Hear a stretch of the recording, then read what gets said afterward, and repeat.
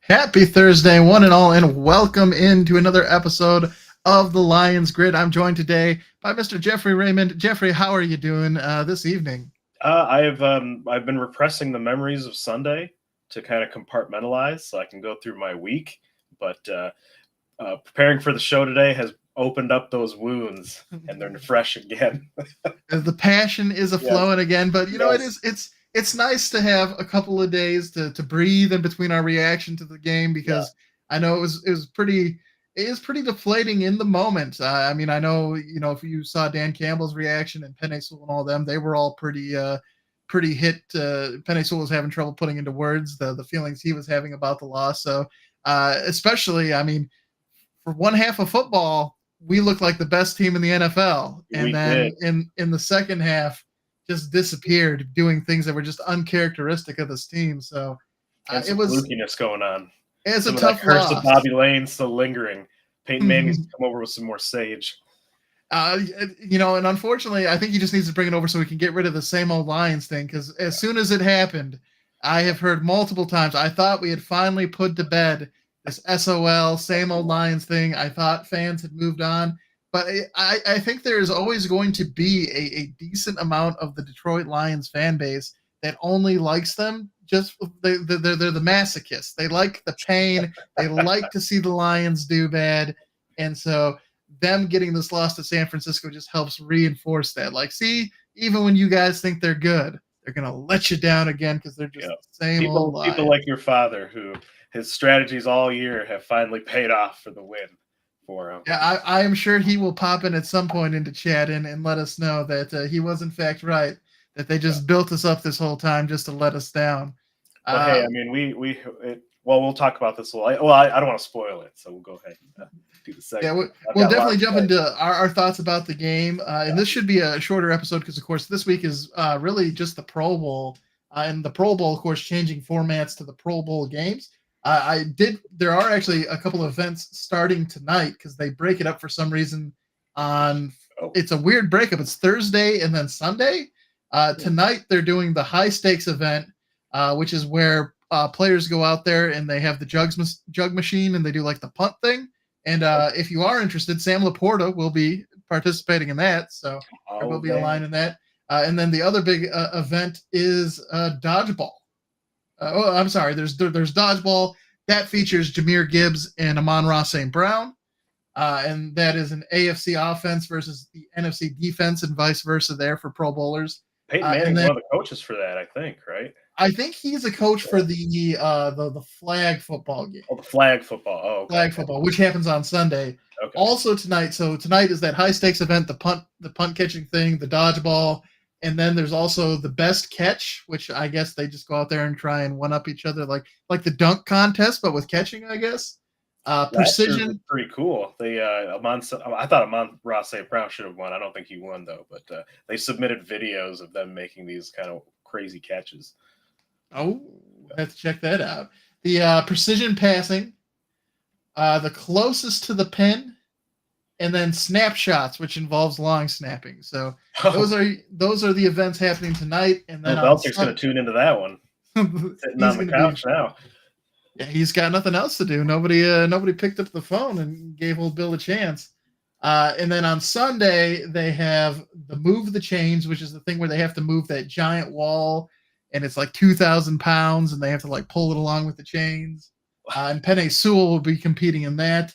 Oh There's man. the Gridiron Gauntlet, which is a relay race, and that's going to have both Penny Sewell and Aiden Hutchinson in it. Oh. There's the Tug of War, which Aiden Hutchinson will be participating in. And then there's flag football, which will feature Jameer Gibbs, Amon-Ra St. Brown, and Sam Laporta. So all three of those guys. And then there's also a Madden head-to-head and a kick-tack-toe. So lots to look forward to if you're. It's kind of an interesting format. It definitely. Yeah. I mean, it's very different from like when I started watching football, where it was like we get the best players who get voted on. They go out there play an actual game, kind of at like 50 to 25% speed with no defense, and yeah. The Super Bowl teams, they're like, well, sorry, you can get our second place voters because we're not playing. Well, it's always very interesting to see because it varies between the different sports leagues. For like baseball and hockey, it actually means something. Yeah. Some of these games, whereas football has always been it's just sort of an honor to be named as a Pro Bowler and be there at the event. So, yeah, I mean, I'll probably have it on in the background. I don't think it'll get my undivided attention, but I'll definitely be checking out clips on TikTok and YouTube and all that good stuff as they start to populate in Twitter. So it'll be interesting to keep an eye on. But I guess it's time now, Jeffrey. It's going to be a very short grind the grid because there were only 2 games this past week. So let's go ahead and jump into it. Of course, the week started with the AFC Championship game, and I guess it depends on how you feel about dynasties. But I'm going to say in a rather surprising, I'm not surprised that they necessarily won, but the fact they won 17-10, Kansas City getting the win against Baltimore. Lamar Jackson may end up being your MVP for the regular season, but Patty Mahomes and crew came in there and ruined their playoff dreams. And then, as mentioned, we'll talk about our thoughts here in just a moment. The Lions getting that 31-34 loss to San Francisco, almost punching our ticket to the Super Bowl, but missed it by that much. So, Jeffrey, without further ado, I mean, we've talked about it a little bit here already. And before we'll take a look at what it means from a bigger standpoint in just a second. Talk about in the grand scheme of things, how this compares to like the Ravens loss and things like that to the Chiefs. But I'll open the floor to you and just what are your thoughts here about this loss? What were your feelings after the game, and where do you think we go from here?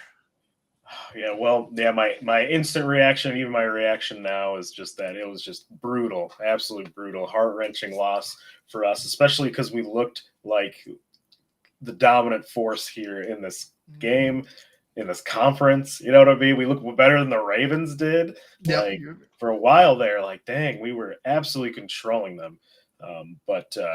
Yeah, it's definitely an opportunity that was right there for us for the taking. But so I think the fact that happened and then we ended up losing, I think that just makes it just hurts. Because I've been kind of apathetic about the Lions. Of course, I've been a Lions fan my whole life, but I've been typically apathetic. I was like, well, usually around this time of year, I'm more of a neutral fan now because the Lions aren't anywhere close to being here. Mm-hmm. And just seeing us there on the big stage, getting these big wins, like the city kind of going nuts, the fan base going nuts, and like we were like, I don't know, it was a good feel-good story. Like I'm pretty sure most of the nation wanted us to win at that point, but there were definitely some things that went on that really affected this game, and I think I'll start with the fluky play, I guess, where the ball went off of our defender's helmet and then caught by San Francisco for a huge 50-yard game where that play could have been an interception for us. It could have been a drop pass or defended pass, but we got the absolute worst version of what could have happened on that fluke play. Because at that point, San Francisco was really struggling. Like, I don't know if they would have went for it on fourth down if they didn't get that on that drive. I think if we would have had one more possession and we went down there and got at least a field goal, I think we would have won. And we'll get back to at least a field goal a little bit later. But yeah, it's definitely heart-wrenching. It's heart-wrenching. Yeah, I think, well, you bring up a good point, because it was, obviously the Lions dominated that first half. It was 24-7 was the score heading into halftime. And, we talked about the matchup between the Lions rush offense, which was the fifth best rushing offense of the season. And the 49ers are typically a very stout rush defense. They're the third best rush defense from the regular season.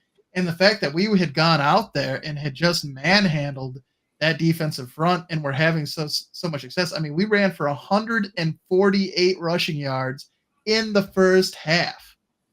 Yeah. It's just, to be able to do that is crazy. And then, we come out in the second half and we just look like a completely different team. And it just, I think that's the worst part about it, because it just, we, like I said, we had 148 rushing yards in the first half. We finished with 182. So we only got less than 40 rushing yards in the second half. Part of that was just because of how quickly they turned the momentum around. I say they did it quickly, but I mean, they came out in the fourth quarter and they started with a field goal, right? It started with a Jake Moody field goal. We had the ball and we had possession for like 8 minutes there. And that was the drive that ended with they went for it on fourth down, which is one of the, if you're upset with Dan Campbell, is one of the two calls in this game that people have a problem with. But that was, I think, a great play call. Craig Reynolds was open. The ball hit him right in the chest.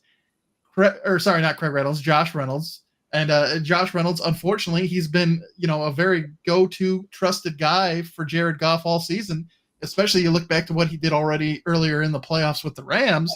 But for whatever reason, in this game against the Niners, he had two big drops. This was a big one, and this really helped started the snowball of the momentum change. And I think the momentum was actually a really big deal because, if you listen to Dan Campbell in his press or talking to the press after the game, he talked about how usually this team can grab momentum back. They find ways to claw their way back and stand back up. But it just seemed like in this game, it just started a snowball and it just carried its way to a 49er victory. And it started with that fourth down. They went for it. Josh Reynolds dropped the pass. Then they proceeded to have that drive where Valdor, the ball, as you mentioned, that pass went off his face mask, and Ayuk caught it for 50 some odd yards, and they finished that with a touchdown drive. And then they come right back out after that, and Jahmyr Gibbs, who has only had one fumble during the regular season that he lost, he fumbles the ball there. So it wasn't like they completely abandoned the run. They tried to go back to what had been successful for them. But they, unfortunately had a turnover, which was very uncharacteristic of a rookie who has been stellar for us all season long. And they were able to turn that into a touchdown. And then we came out there again and had another 3-and-out where Josh Reynolds, that was his second big drop. He was beyond the sticks on that third down, dropped it, and we ended up going 3-and-out. And then had a fantastic punt on top of that from Fox. And unfortunately, the coverage team let it, the guy got down there. And it's very hard to do, right? If you're running full speed down the field, trying to stop before you get into the end zone is not an easy thing. But, typically the Lions this season have been very crisp with their execution. You've definitely been able to count on them to make the plays when you needed them to. And this was just a game where it seemed like every time there was an opportunity for a play to go the Lions' way, it went against them. And I don't think it was necessarily a lack of effort thing, but to see this team that, you can tell they're definitely motivated to play hard and everything like that, but just to see them uncharacteristically make these series of mistakes that swung the momentum against them, it was something. It was tough to watch. Yeah, absolutely. And like when you're in the playoffs, the margins of error are much smaller. You're playing against the best teams, the best coaches, the best schemes that have worked in the NFL. Especially when you get to the conference game, you're Yeah. playing against the best teams in your conference. And some of those calls. I know Dan Campbell likes to use analytics, and a lot of coaches and coaching staff likes to use that in their game calling. So like even in some games they put on like the should you go for it like meter during the broadcast at certain possessions in these games. And I think Dan Campbell has a spot in mind based on the analytics, what he thinks his defense can do, what he thinks his offense to do, to where we're in go for it territory or not go for it territory. And he kind of stuck with what he decided here. And typically it's more aggressive. That's kind of what got us here too on the flip side. Because we've been, even when his first year and losing, we were still being super aggressive, trying to make sure we have the field position, take away possessions from people, so we have the ball for the most amount of time, the best chance to score, and have them not score.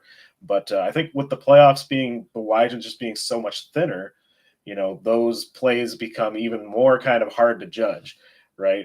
I personally don't mind going for it on fourth down because of the execution issues.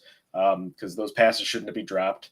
I think the field goal would have been really nice for us to have at least have the tie at the end. But I don't know. I guess I cannot fault it, but it stings all the same. Yeah, I know there are several Lions fans that are certainly laying this loss right at the feet of Dan Campbell, and I don't think it's Dan Campbell's fault at all. Just like you said, I don't fault him for going aggressive and going for it on fourth down, especially that first one. Like I said, it was a beautiful play call that found Josh Reynolds wide open. He just dropped the pass. Like they just didn't execute. And I think for Dan Campbell, it's a combination of his aggression, but also his confidence in this team, right? He is confident that this offense and that our defense are going to, if the offense doesn't step up and get the first down, that the defense is going to come through and get the ball back for the offense and not let the other team score. And so you can tell that he just has that much faith in this team that, yeah, the analytics help support it, but it's really that faith that the team is going to get things done, and he's trusting the Lions to come out here and get the win is why he does it. So I don't fault him for that. And I know there are plenty of people out there who say you got to just take the points and do the smart thing. And if that's, that's a perfectly valid way to feel and a perfectly valid strategy to football. But if that's if that's what you want out of a head coach, Dan Campbell is not that coach. He's not the guy for you. You're not going to like him. And that you're just going to have to realize that he's not the guy. It's, being a Packers fan for so long and seeing Brett Favre be that gunslinger. Yeah, Brett Favre threw a lot of touchdown passes. He also holds the career record for interceptions. So yeah, it's great when things are going, the outcome is positive and you're celebrating the touchdowns and the positive outcomes. But on the flip side of that, there are going to be some times where you're just sitting there and the outcome doesn't go your way. But I to get to the Hall of Fame, you don't let that change you. You don't let the outcome decide how you approach the game. And so I definitely don't fault Dan Campbell. Now, if it was me personally, we were talking about this a little bit earlier. If I was the head coach, I would have gone for it the first time, and the second time I would have kicked the field goal just because I have that faith in my team. But at a certain point in time, I switched to all right, I need to do what we need to do, or we need to execute what we can. We've been struggling the second half. We need to get the points while we can get them to survive to fight another day. Kind of like in the Cowboys game, we got robbed of the 2-point conversion. We went for it again. After the second time where it didn't work out, I would have just kicked the extra point and gone to overtime because, again, at a certain point in time, it's like, okay, things aren't working out. Let's do what we can, and we'll figure it out in overtime. Yeah. So, at some point in time, if it's me personally coaching, I do that, but I don't fault Dan Campbell for deciding to go for it. I don't think that's what lost us the game because, as we've talked about, there have been a number of different plays that factored into this loss. And, even though we scored a touchdown on it, it almost felt like, Malcolm Rodriguez came in for Derek Barnes when he got injured and he got that interception. And then CJ Gardner-Johnson had that block in the back, the 15-yard penalty, because he's got that beef with Deebo Samuel. And we did score a touchdown on that drive, but then he's over on the sidelines after they score the touchdown, waving goodbye to the San Francisco fans. It just, I like CJ Gardner-Johnson. I think he's got that dog in him, and he adds that spiciness to the defense that we need. But at the same time, I think there's a time when you can overdo it, and I think he did that against San Francisco.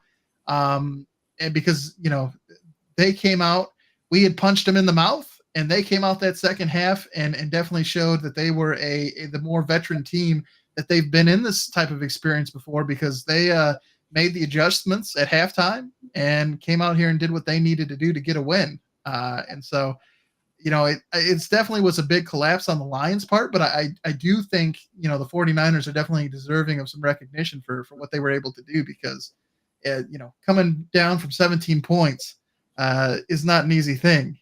No. And kudos to Brock Purdy taking those runs when he needed to. I mean, we clearly did not scheme at all for trying to contain him, because he typically doesn't do that, but he was having those big yardage gains for us. And I think that's our defense is starting to get deflated. We're already deflated with the fluke play. We're already deflated that we let down a 17-point lead. And now all of a sudden our quarterback, we're playing our coverage that we planned all week, and now Brock Purdy is starting to run up the middle. It was. And there was that missed sack where Melifonwu almost got home on him, and he got out and he threw it for a first down, and freaking to the fullback. What is it? Usyk. Yeah, and he sits there and does a beautiful toe tap along the sideline to catch it for the first down. It's like, really? We almost get a sack, and to the fullback is giving us the toe tap. Well, I will, though, in his defense, he's the best fullback in the NFL. That's true. If you're gonna have it happen, you might as well. Yeah. But and his wife's making those really cool puffer jackets too. I don't know. Yeah, I saw that. Yeah, see that he was commenting on all of them. He's like, "That's my wife." he's a good guy husband there, and he's a hell of a football player, because he made that. It was a pristine. There was no, if it got reviewed, it would have been no doubt, because he got both of those toes in and just made a great catch. But that just indicative, right, of the second half, where we were so close and just we couldn't get there. And I think it's really, I think one of the reasons it was so upsetting for the team, I sent, we have a group chat, where we obviously talk during the games back and forth. And at halftime, I sent the speech from the beginning of the season from Dan Campbell about taking teams out. And, he had his whole ocean analogy, right, being in the water. And unfortunately, we ended up being that team that's in the shallows, right, that hits hard at the beginning. But the longer, if you can make them go the distance, you can end up drowning them out there in the abyss. We wanted to be that team that was that deep water threat. And really, as Dan Campbell said, those are the best teams in the NFL, those guys that can wait you out and take you out there to the deep water and then, finish you off out there. And that's what the 49ers did to us. And it was upsetting that we ended up being that team that struck fast and hard, but weren't able to, we just made uncharacteristic mistakes. I think that's the worst part of it, is that as good as this Lions team has been all season, it just the way they lost, I think, was the most upsetting, because they just did things that they just don't typically do in games, and just found a way to lose it, which was, there's never a good way to end a season unless you're hoisting the Super Bowl trophy, but only one team gets to do that. Yeah. But so it's and I would absolutely on CJ Gardner-Johnson. I think he's a clown. He's very good. But he is definitely a trash talker, and he definitely has an edge to him, a slightly insane edge, I would say. Yeah. I would personally wouldn't mind if they didn't sign him, actually, and just get somebody else to kind of fill that role. I mean, he did come back from a torn pec with us, so he clearly wants to play, and he's always invested in the team he's in. But I've heard several people in the media being like, he's a great teammate to have when he's on your team, but when he's off your team, he's not. But I think there's just some kind of edge to him that just like, yeah, you got to rein it in, man. And and then and those uncharacteristic mistakes. Yeah, for me it was difficult because I was also thinking like, what if we would have played we did play a pretty competitive game in the end. I mean, obviously, but what if it was like a different kind of competitive game, like a shootout, or like we lost on the last play of the game, but we were doing so well? Like, which would have hurt more? And I think it comes down to just kind of like looking at it from the long term. Like, we made it this far, and we have such a young core, and we're doing it right for the first time in several decades, as far as team building and culture and all that. So I'd still consider this Lions season a successful one. Yeah, and I think that's, I think a lot of people, because we've started to reach this height where we were almost, we've almost gotten to uncharted territory, almost making it to the Super Bowl, everyone was just, became very, very hopeful and optimistic that was the height they were going to reach. And really, this is year 3 of the rebuild, right? To be at this point where we were just competing in the NFC Championship game, to your point with the young core, now we have guys who now have playoff experience. They know what it takes, not only for home games, to defend the Den at Ford Field, but also now what it takes to go on the road and play in an environment like Levi Stadium against a team, like I said in last week's episode, the 49ers, they haven't necessarily built a dynasty in terms of their ability to win Super Bowls, but in their ability to be there at the end of the season for the NFC. Kyle Shanahan and these 49ers have been there. So this is not new territory for them.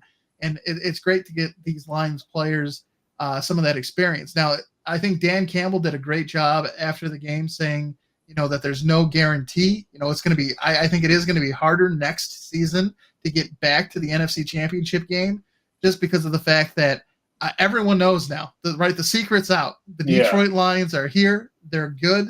Yeah. It's going to be interesting to see because, a great point that I saw somebody point out for the Green Bay Packers is that, Brett Favre and Aaron Rodgers, they really didn't have any rivals in the NFC North during their careers.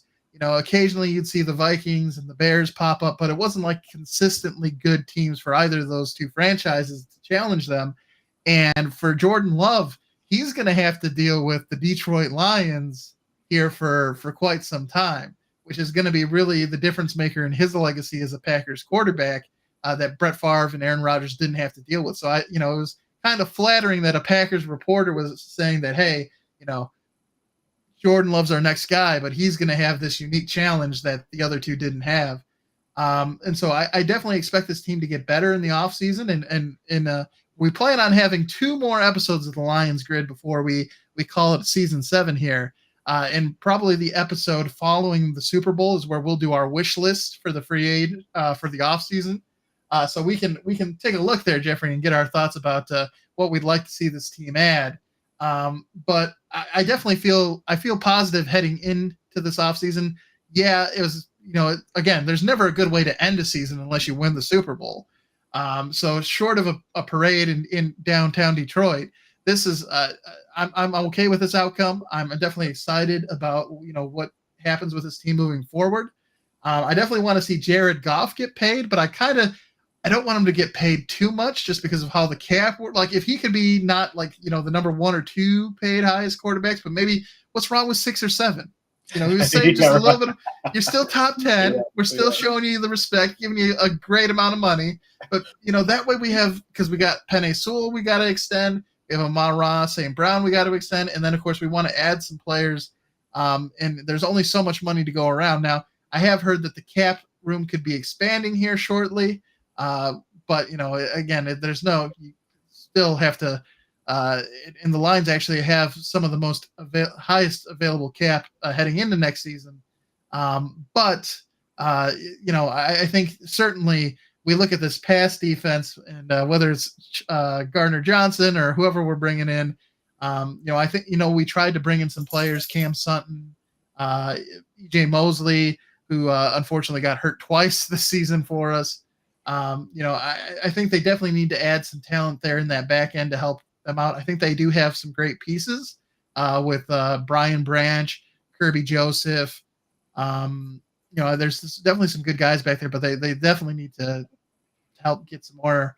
And then we need another pass rusher. Somebody needs to be able to help Aiden Hutchinson. Yeah. So like we have almost more success sending off like nickelback blitzes.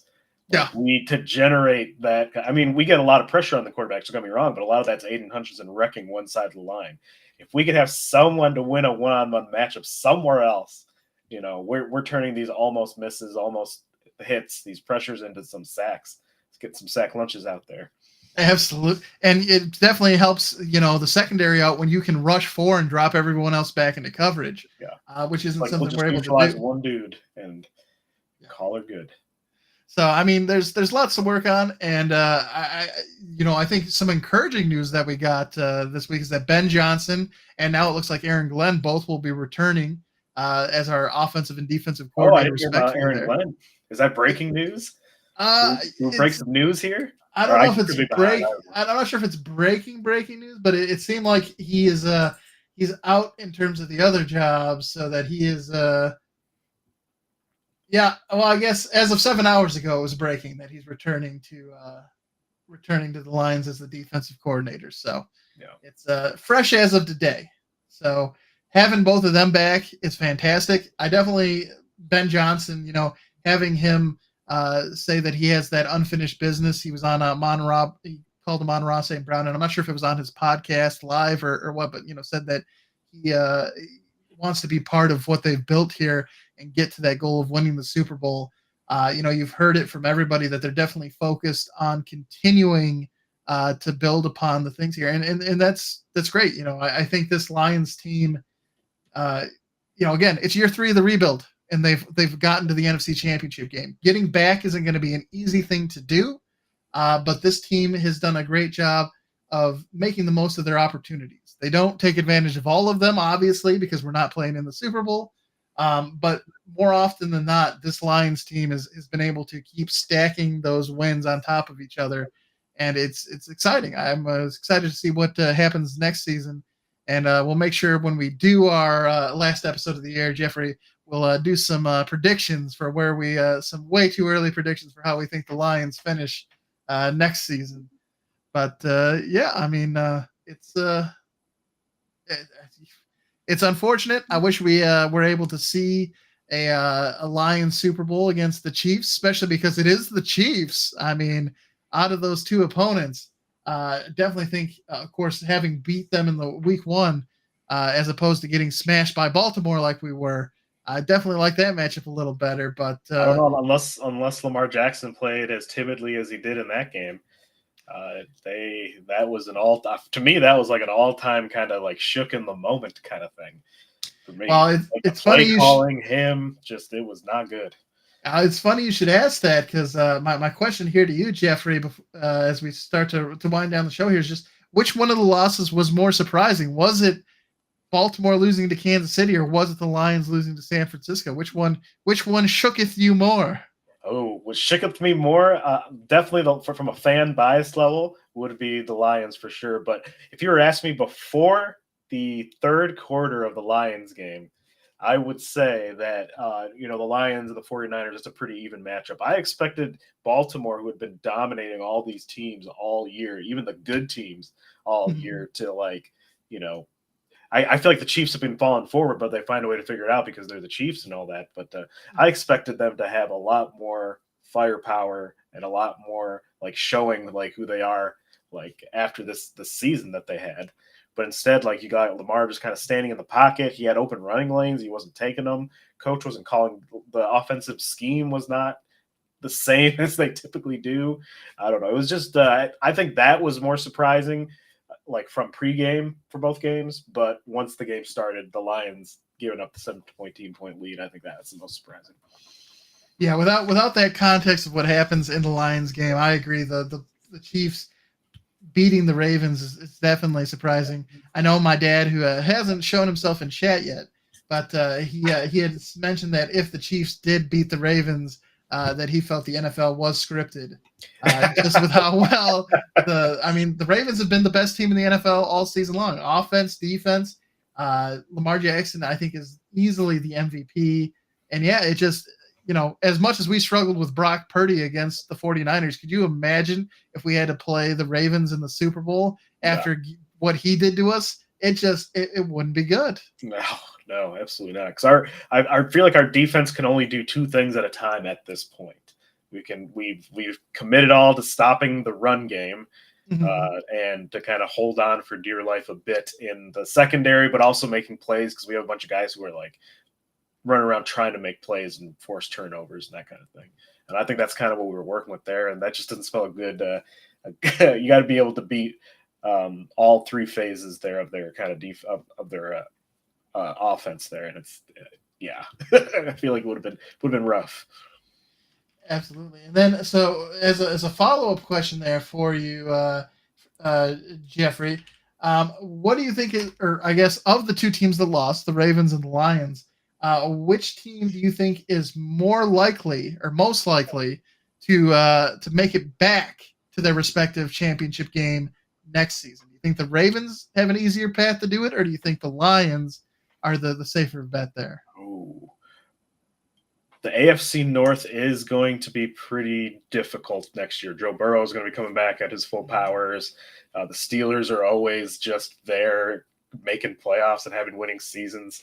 And the Browns hopefully they're going to kind of be competitive there too. But I think we do, actually, the Lions do, because we have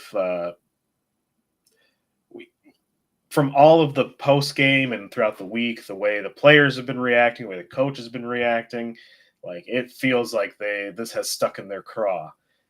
They felt like they should have won. They felt like they should be there. They deserve to be there. And there's a lot of talk about unfinished business. I feel like we're going to come out there and we've learned how to be in a situation like the playoffs here. And I think we're going to climb our way and claw our way back. Now that, as Dan Campbell said, we have a target on our back because they know we're good. Absolutely. I think, I agree with that. I think the NFC is definitely much more wide open than the AFC. I feel like the AFC has a lot of good teams at the top, whereas the NFC, you never really can quite tell, like, who knows what's going to happen with the Cowboys and the Eagles, who are two of the better teams. And then the NFC South is a mess. There's going to be some good teams out of the NFC West with the 49ers, the Rams, and of course there's also the Seahawks and the Cardinals, which who knows what they're going to be like moving forward. But I think there's more of an opportunity in the NFC right now. I think a lot of the premier quarterbacks and things like that, I think they are on the AFC side of things. So I think it should be easier for the Lions, but just because it is an easier route, it's definitely not guaranteed by any stretch of the imagination. And Eggs Amy, I'm just checking for you right now. We will not be streaming the Pro Bowl, as that would likely get us the Pro Bowl games. That will likely get us a takedown order because we don't. I mean, if the NFL wants to pay us, we'll stream it. We would gladly stream. And no legal action, sure. But I know some streamers can. I don't know if you have to be like at a certain level. Like I know Tim the Tatman has done it in the past and stuff like that. But they do start tonight at 7 p.m. is when the Pro Bowl games kick off, and they are on ESPN. So we won't be streaming it here, but if you have ESPN, that's where you can. I think it's ESPN and maybe even ABC. Definitely ESPN though. You can catch the start of those, and there are, of course, we talked about a couple. I think it's Jahmyr Gibbs, Amon-Ra St. Brown are both in dodgeball tonight, and then Sam Laporta is taking part in the punt catching event. So you can see all that on ESPN, and NFL.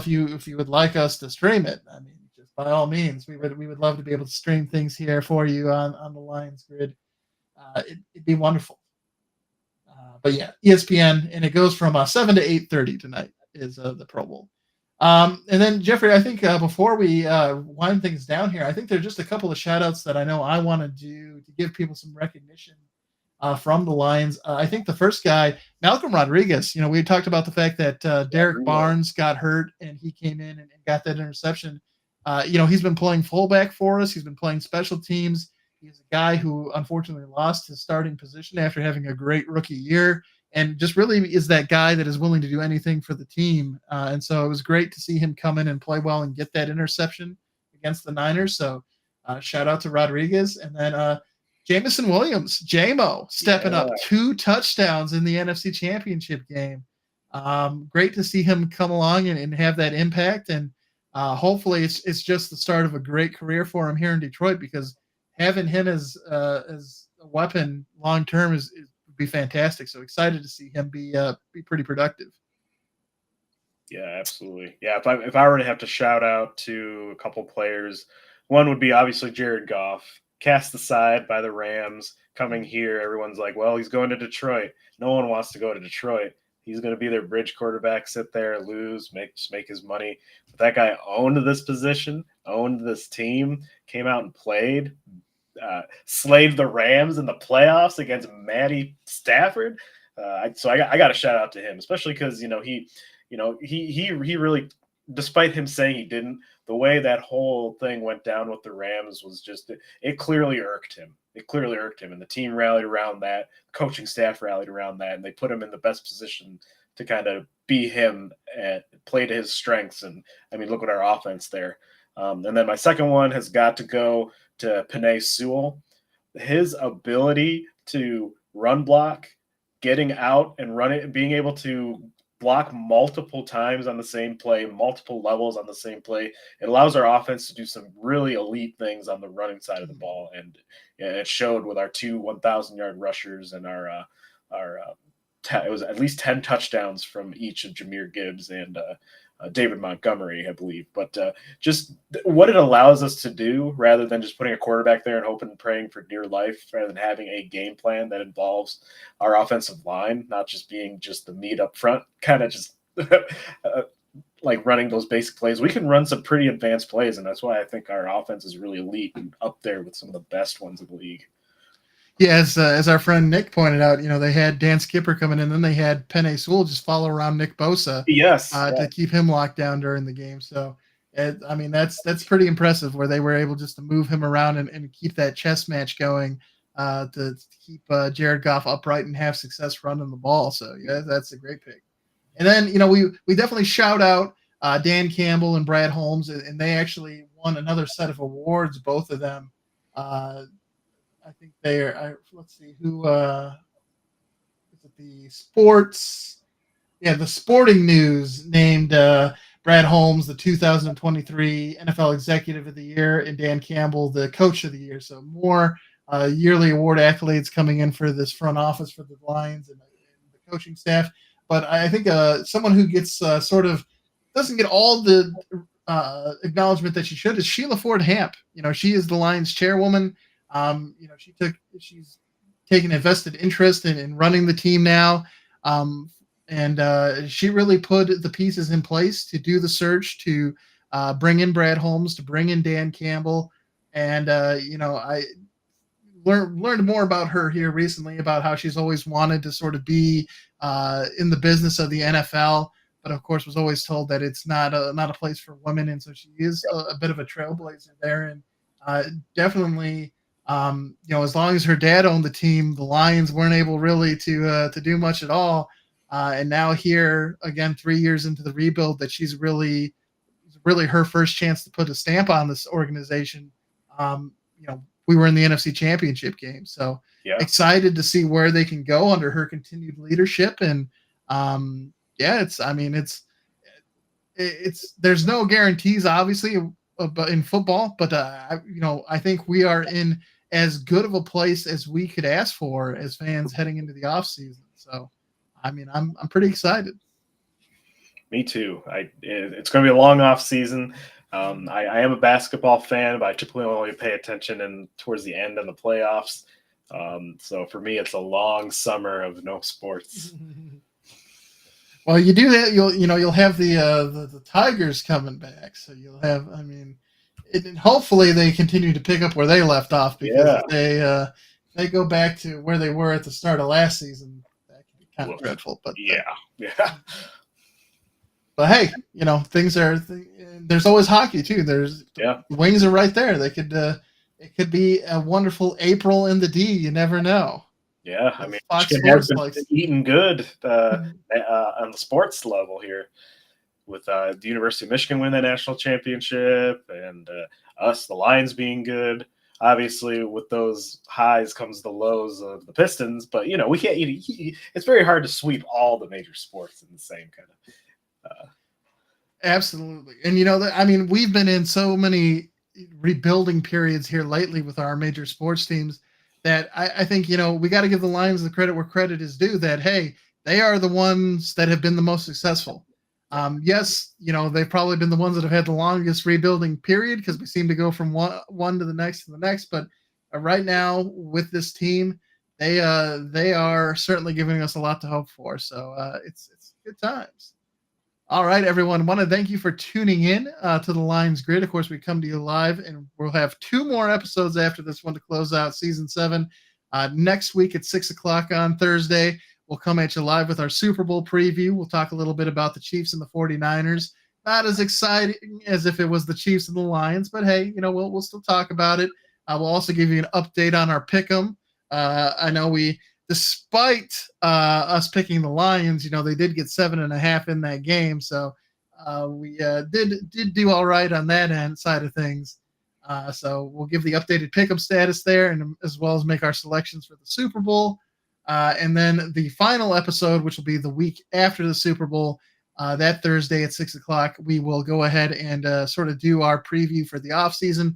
We'll go through our wish lists and sort of talk about what we'd like to see the Lions do as they get ready for the 2024 season. Thank you for tuning in again. Of course, we're coming live to you on YouTube, Facebook, Twitch, and Twitter. Whichever one of those is your favorite channels, just search for the Lions Grid and make sure you give us a follow so you can stay up to date when we go live. And that's something we'll do too with that last episode too. I do plan on coming back for a season 8 and potentially doing some new things, maybe introducing some TikTok, some Instagram, some stuff like that, in addition to our presence on the other channels. So we can maybe talk about some of those changes too that'll be coming up with the Lions Grid, that final episode too, to give you a little teaser for season 8, as it were. But want to thank everybody who's been tuning in all season long, watching the replays. Appreciate you guys. And Jeffrey, a big thank you to you for being a part of the show. This has been really fun. Thanks for having me on. Let me contribute. Oh, absolutely. And I think obviously we've had 7 seasons now of the Lions Grid, and it's only here in the 7th season with Jeffrey as a on-air contributor that we've made it to the NFC Championship game. So clearly, you just have to stick. I gotta stay. I gotta stay. You're part of the process now. If we lose you, Ben Johnson came back, Aaron Glenn came back. Yeah, that's right. Need Jeffrey Raymond as part of the Lions Grid. All right, everybody. Thank you. And again, the first night of the Pro Bowl games is over on ESPN. It starts at 7:00. You'll be able to see Sam Laporta, Amon-Ra St. Brown, and Jahmyr Gibbs tonight partaking in some of the events. And it's split between 2 nights, tonight and Sunday. Kind of a weird split, but hey, the NFL does what they want. All right. Thanks for tuning in, everybody, and we'll catch you next week for our Super Bowl preview show. Thank you, and have a good night.